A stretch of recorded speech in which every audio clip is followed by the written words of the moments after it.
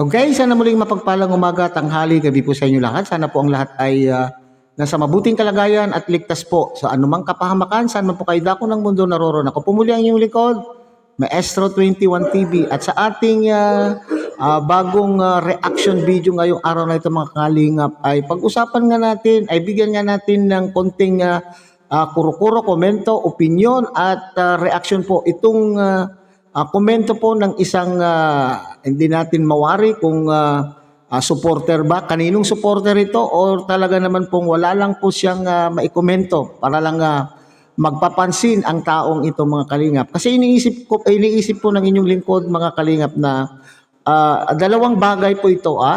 Maaring supporter po ng ni Joy na medyo nasaktan po sa pangyayari at baka sakaling siya po ay nagkomento at upang ipagtanggol po itong si Joy o maaari naman pong supporter po ni Kalingap Dan na pinagmumukha po niyang mukhang pera po rito itong si Kalingap Dan para sa akin So mamaya po yan mga Kalingap, yan po ang ating pag-uusapan. So bago po yan, tayo muna po ay magbibigay pugay sa ama at founder po ng Kalingap, Kuya Bal Santos Matubang. At tangkilikin po natin Ate Ada Vlog, Kalingap Rob, Kalingap Dan.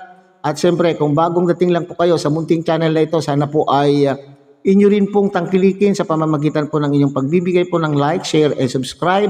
At tuloy, pindutin na rin po ang notification bell. At nang sa ganon, tayo pa rin po ay magkita-kita at magsama-sama sa susunod pa pong mga reaction videos na ating gagawin. Likewise, big love shoutout po sa ating mga kasamahan po dyan sa Karepa, Kalingap Reactor Partners, sa pamumuno po yan ng ating Presidente Javier De Leon aka Birador. Okay?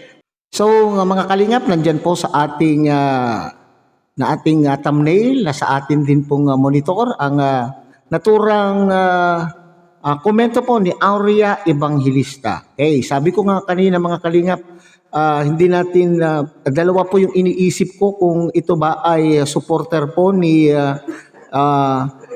Joy na nagsisintimiento dahil sa pangyayari kasi dito ay parang may nakikita akong para bagang patama,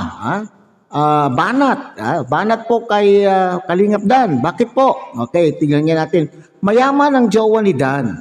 Sino ga naman si Joy na galing sa bundok para ipagpalit sa mayaman. Okay. So ito yung para bagang banat kay Kalingap Dan na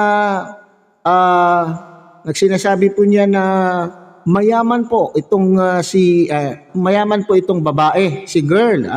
So ibig sabihin pinagmumukha po niyang pera itong si Kalingap Dan, hindi po ba? Yun po yung aking opinion dito. Kasi doon sa sinabi niyang mayaman si girl, anong ibig sabihin po niyan mga Kalingap? Si Kalingap Dan ba ay tumitingin sa pera? So hindi natin alam po dito kung ito ay supporter ni Joy o supporter po ni Kalingap Dan. Now, bakit ko naman nasabi po na talaga naman pong negatibo po ang dating po o para bagang nilait niya po dito mga Kalingap. Nilait niya po dito itong si Joy. Ang sabi po niya kasi dito ay galing daw po sa bundok itong si Diwata o si Joy Diwata. Galing daw po sa bundok. Unang-una, simulat sa pool pa lamang po, alam naman po natin kung ano ang hirap na kinalagyan po nila Joy Diwata. Hindi po sila nakikipagpaligsahan. Hindi po sila nakikipagpaligsahan kung sino man po ang tinutukoy dyan na girl na mayaman, na ginusto po.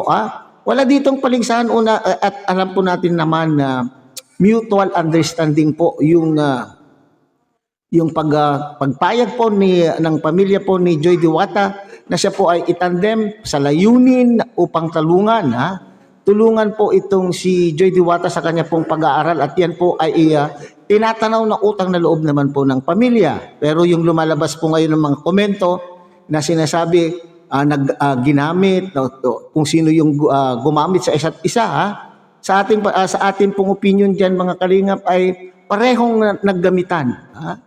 Parehong nakinabang po sa mga biyaya. Okay. So, wag na natin yan pong laliman pa ng pagbibigay po ng opinion natin po yan. Ang bastang mahalaga po dyan, yan po ay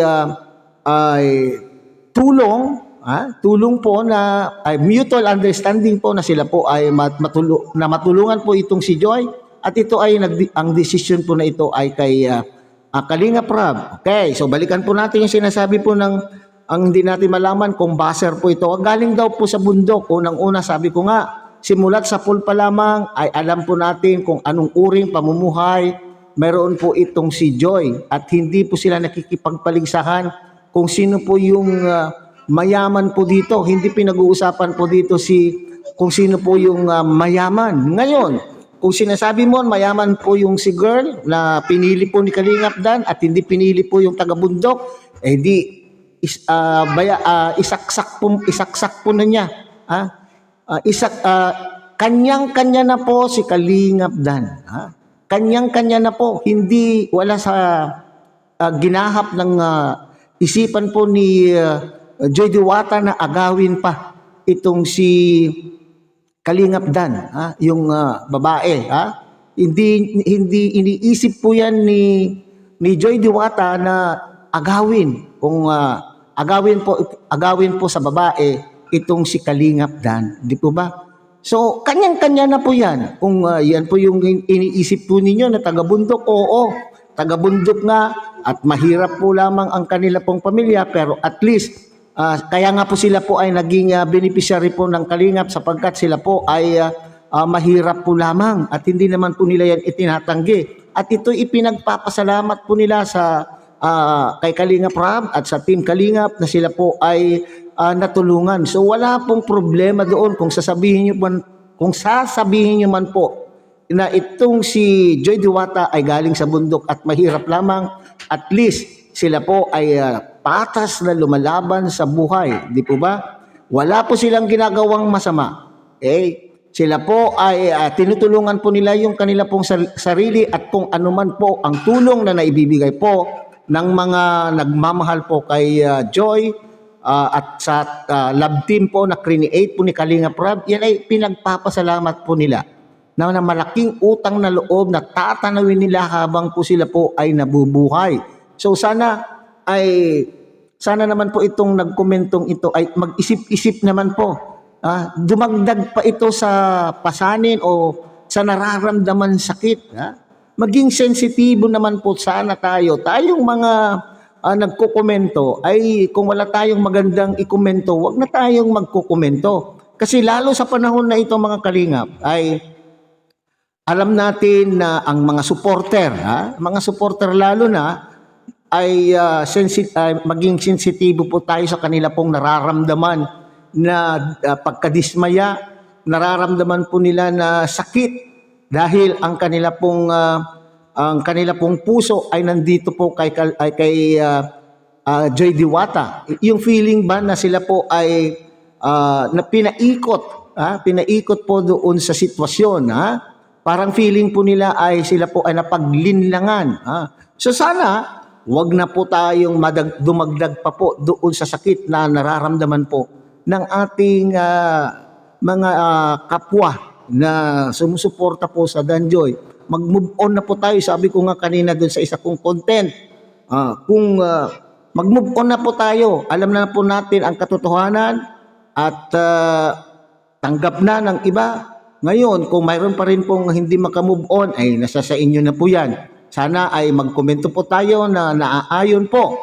Naaayon o yung hindi naman po nakakapanakit